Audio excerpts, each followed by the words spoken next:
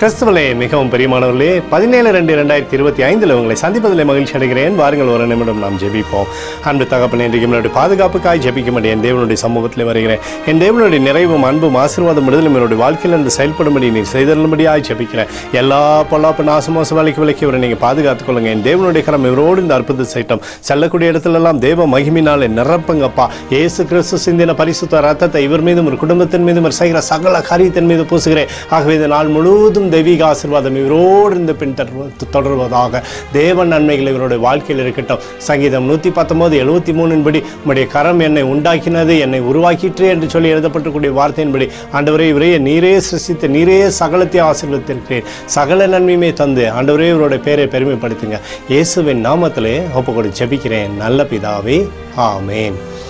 பிரியமான ஜெப பங்காளரே, ஒரு நிமிடம் நம்ம இந்திய தேசத்திற்காகவும் ஜெபிப்போம். அன்பு தகப்பனே, 17-2-2025 இந்திய தேசத்திற்காய் ஜெபிக்கும்படியாய் உம்முடைய சமூகத்தில் வருகிறேனப்பா. இந்திய தேசத்தை நீங்கள் ஆசீர்வதிக்கும்படியாய் ஜெபிக்கிறேன். ஆசீர்வதிங்க. தேசத்தில் நன்மையும் கிருபையும் விடுதலையும் நீர் வைக்கும்படியாய் ஜெபிக்கிறேன். தேவனுடைய கரம் தேசத்திலிருந்து அற்புதத்தை செய்யட்டோமப்பா.